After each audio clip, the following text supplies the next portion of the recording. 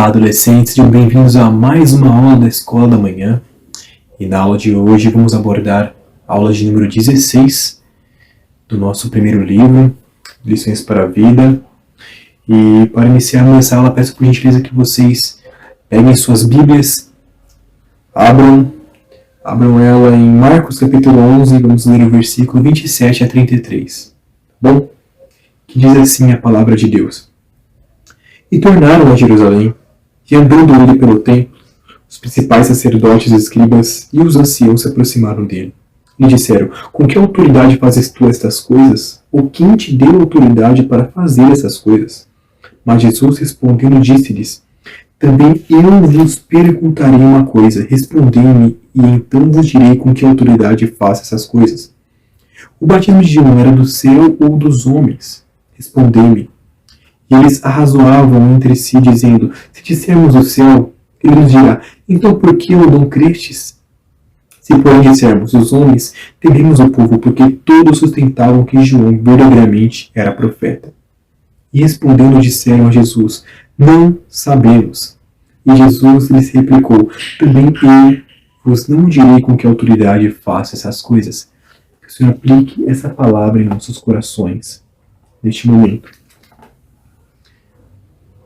Adolescentes, após 3 anos de trabalho ininterrupto do Senhor Jesus Cristo, curando enfermos, expulsando demônios, ressuscitando mortos, sem férias, sem dias de folga, sem nada disso, ele chega a Jerusalém para concluir a sua obra aqui na terra. E ele é recebido com grande louvor pelos judeus. Ele é recebido com grande honra por centenas, milhares de judeus pelas ruas de Jerusalém, dizendo, Hosana, bendito aquele que vem em nome do Senhor, como está descrito em Marcos, no capítulo 11, no início do capítulo. E após essa recepção singular, única na qual o Senhor fora recebido em Jerusalém, ele segue em direção ao templo do Senhor. Pois bem, até essa altura, adolescentes, a fama de Jesus Cristo tinha percorrido todo o Israel, até mesmo os países circunvizinhos. Todos conheciam a sua obra, todos conheciam os seus feitos. Muitas pessoas já tinham sido salvas pelo Senhor Jesus Cristo até este momento. E os judeus religiosos, sacerdotes, escribas, saduceus, fariseus estavam extremamente enraivecidos, irados com o Senhor Jesus Cristo. Por quê? Porque o Senhor condenava a atitude daqueles religiosos. Que eles falavam coisas e não viviam aquelas coisas, eles eram hipócritas. O Senhor anunciava o pecado deles publicamente, dizendo que eles blasfemavam ao Senhor Jesus Cristo. E após esses feitos, os escribas saduceus e muitos religiosos da época tentaram armar a morte do Senhor Jesus Cristo, tentar colocar ele em uma situação no qual ele fosse contradito com as suas próprias palavras e viesse a ser apedrejado e morrer. Eles tentaram isso durante 3 anos, mas nunca conseguiram, nunca tiveram êxito em seus projetos e planos para acabar com a vida do Senhor Jesus Cristo. Eles não conseguiram, porque não tinha chegado o tempo do Senhor Jesus Cristo ainda. E no Senhor Jesus Cristo não havia falha, não havia mancha na sua reputação e na sua vida. É uma vida de perfeita índole, uma vida singular, uma vida de retidão nos caminhos do Senhor e também uma vida de retidão perante as obrigações no Império Romano. Que coisa maravilhosa, coisa extraordinária é a obra do Senhor Jesus Cristo que foi realizado aqui na terra. Pois bem, no Templo de Salomão, ele é confrontado por muitos homens. Muitos arrazoavam entre si como ia pegar ele numa situação de contradição com suas próprias palavras, e eles se juntaram entre si, armando planos para afrontar o Senhor Jesus Cristo. Imagina a cena, adolescentes. Seria como um pastor fosse até um centro universitário,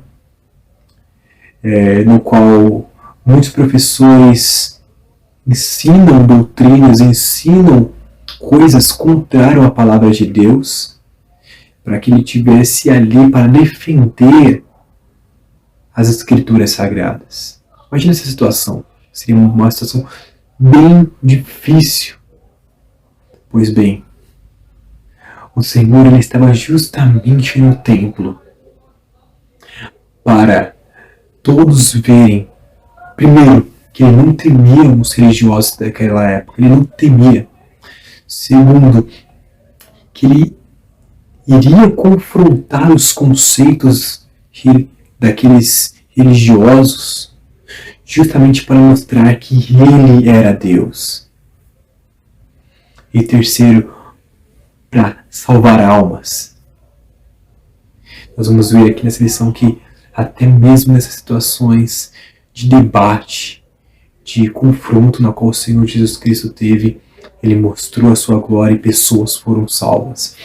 Pois bem, no primeiro confronto que Jesus teve, no primeiro levante no qual ele sofrera ali por sacerdotes e escribas, eles chegaram indagando a respeito do seu ministério, das suas obras, com que autoridade ele fazia essas coisas.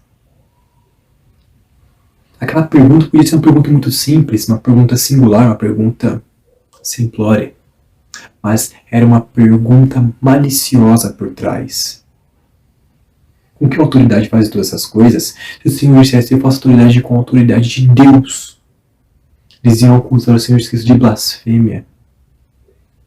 Eles iam acusar o Senhor Jesus Cristo de ser igual a Deus e iriam apedrejar a ele mesmo. Mas o Senhor, sabendo dessas coisas, que eles estavam agindo de forma maliciosa para com ele, ele responde aos sacerdotes e escribas com uma outra pergunta, dizendo: responderei se antes responder, se vós responder a minha pergunta. O batismo de João era dos homens ou de Deus? E veja, adolescentes, aqueles escribas sacerdotes claramente sabiam que realmente o Senhor Jesus Cristo foi enviado por Deus realmente, porque ninguém podia operar aqueles milagres, mas eles estavam tão endurecidos com seus próprios pecados que eles não podiam suportar a verdade, eles não podiam aceitar a verdade, nem concordar com a verdade de forma nenhuma. Eles fechavam os olhos diante de tantas e tantas evidências, eles rejeitavam todos aqueles ensinos que estavam em conformidade com o Antigo Testamento, apenas para seguir o seu próprio coração incrédulo, seu próprio coração obstinado, seu próprio coração corrupto aos olhos de Deus. Até esse momento nós vemos exemplos de que realmente o Senhor era Deus. O Senhor é Deus, o Senhor Jesus Cristo. E aqui os escribas foram rechaçados pelo povo após ouvirem a própria resposta que eles tinham dado ao Senhor Jesus Cristo. Eles disseram: não sabemos. Não sabemos. Veja, eles mentiram para si mesmos e para todo o povo apenas para sustentar o seu orgulho. Apenas para sustentar o seu próprio ego.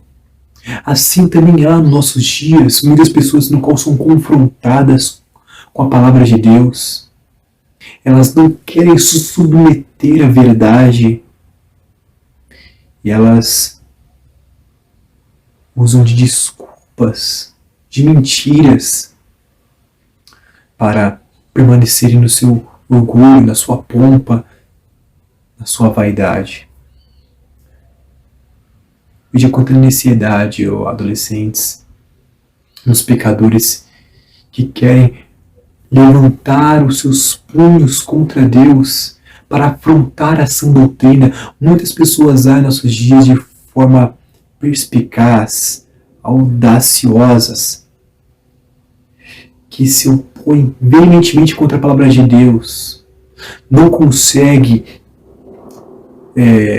destruir a palavra de Deus intrinsecamente, eles querem afrontar os mandamentos de Deus, dizendo que a Bíblia é um livro obsoleto, é um livro fantasioso, é um livro de lendas, que tinha que ser ficado para trás, que tinha que ter sido deixado para trás.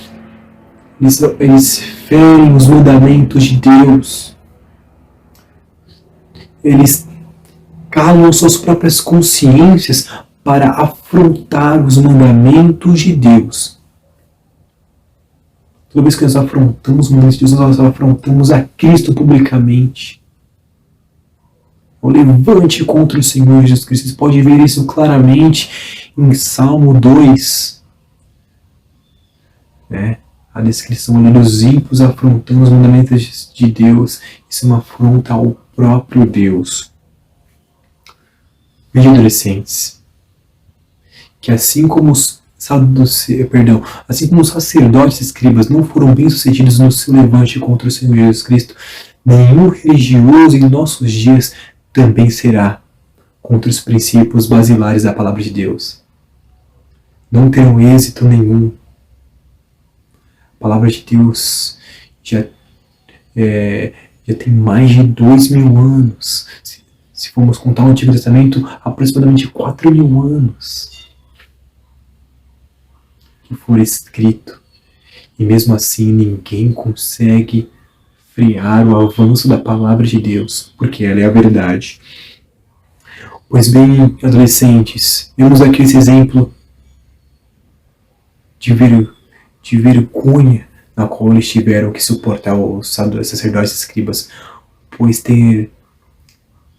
facilmente o Senhor Jesus Cristo mostrou que aqueles argumentos não eram verdadeiros e não eram válidos, que aquela pergunta não se sustentava intrinsecamente. Após isso, o Senhor foi confrontado por fariseus e herodianos também. Fariseus e herodianos, adolescentes, eram dois grupos que não concordavam entre si. Porque os fariseus diziam que o povo de Israel tinha que ser liberto do domínio do Império Romano. E os herodianos eram servidores do Império Romano. Diziam que todos tinham que pagar impostos a César. Veja que interessante. Eles se reuniram para afrontar o Senhor Jesus Cristo, ou seja, para confrontar Jesus. Até mesmo aqueles que se divergem entre si se juntam para ampliar forças contra o Senhor Jesus Cristo. Veja a astúcia de Satanás, usando ali os seus servos para afrontar o Senhor Jesus Cristo.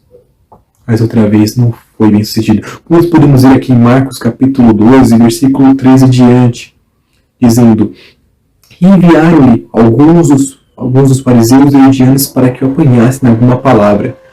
E chegando eles, disseram-lhe: Mestre, sabemos que és homem de verdade, e de ninguém se te dá, porque não olhas a aparência dos homens, antes com verdade ensinas o caminho de Deus. É lícito dar o tributo a César ou não? Daremos ou não daremos?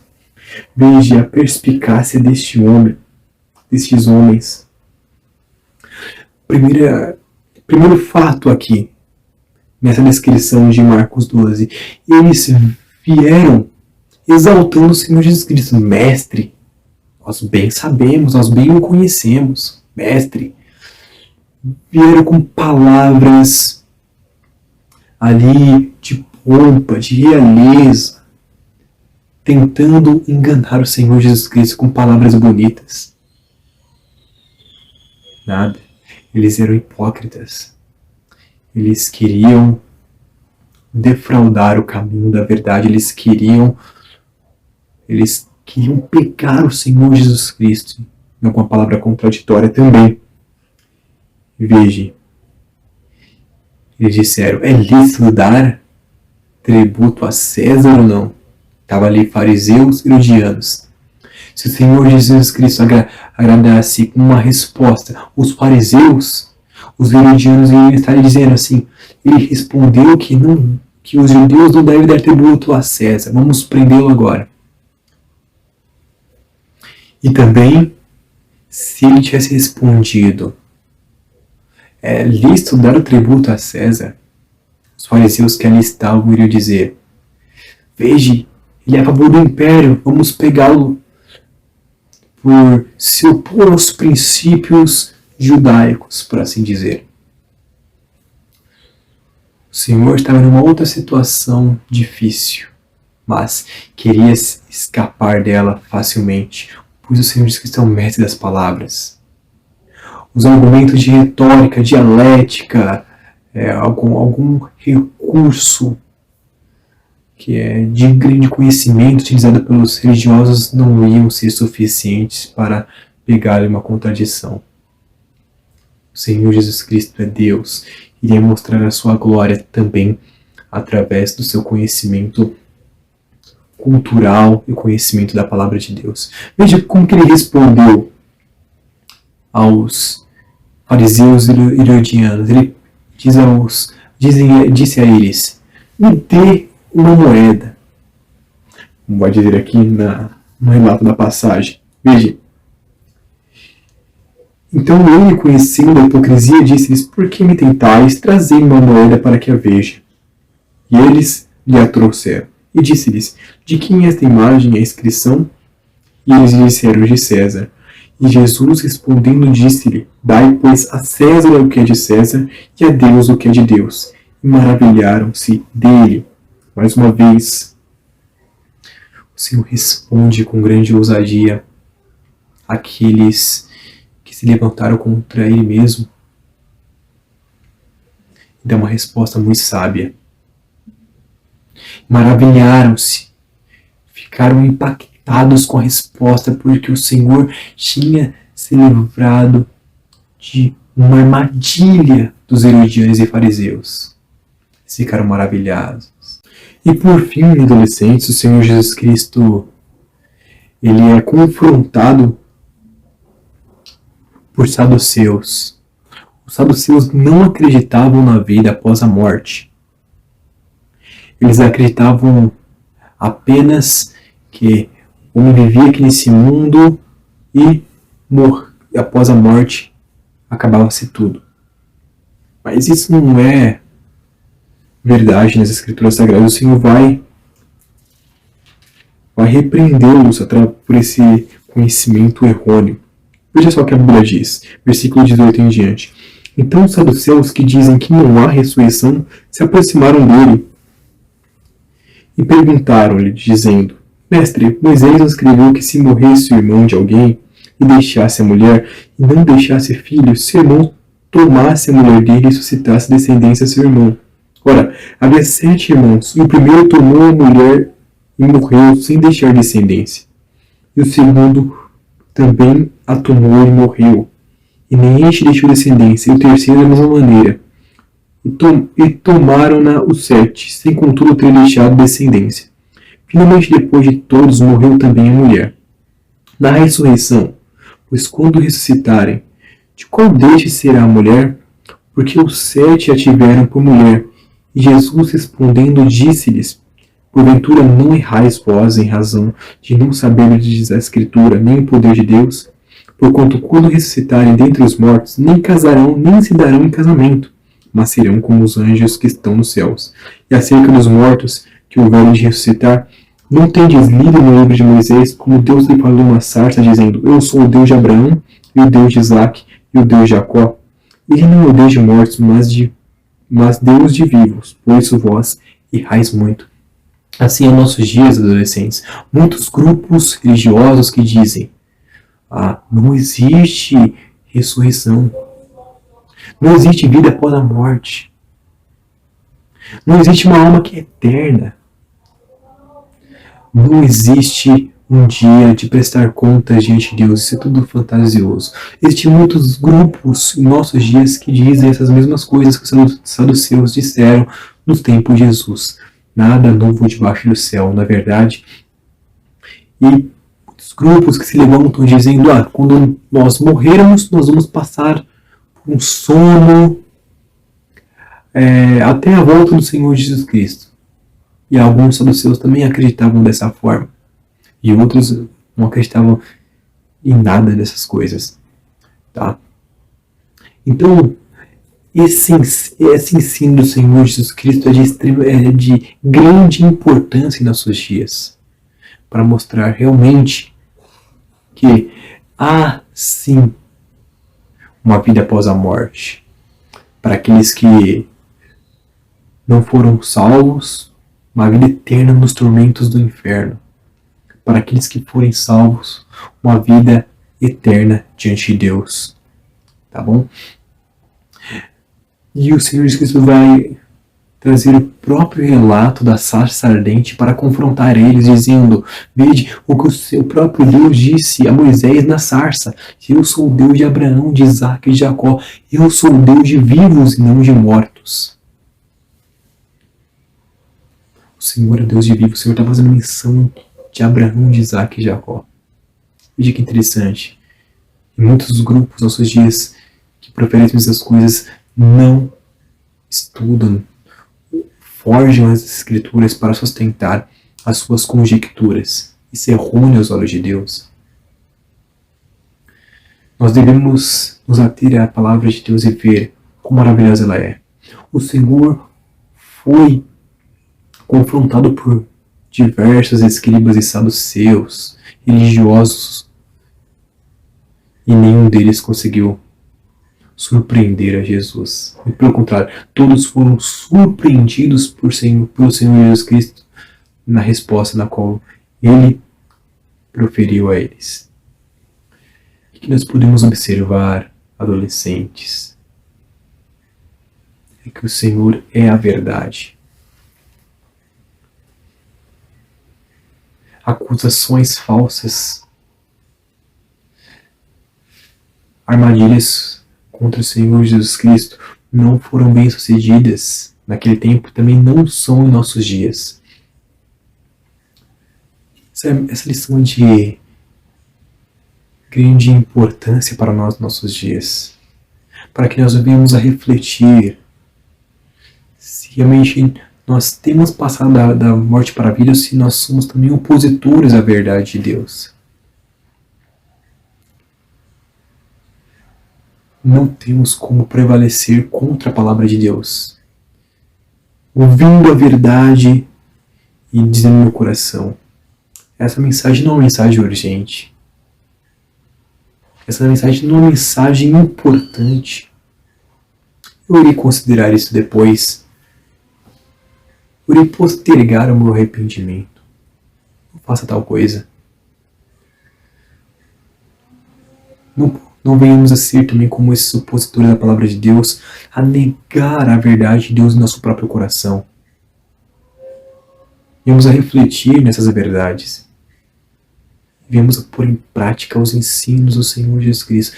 Venhamos a nos arrepender. Vá a Cristo, arrependa os seus pecados, para que Ele venha a transformar a sua vida. Tá bom, adolescentes? Que o Senhor aplique essa palavra em nossos corações neste momento.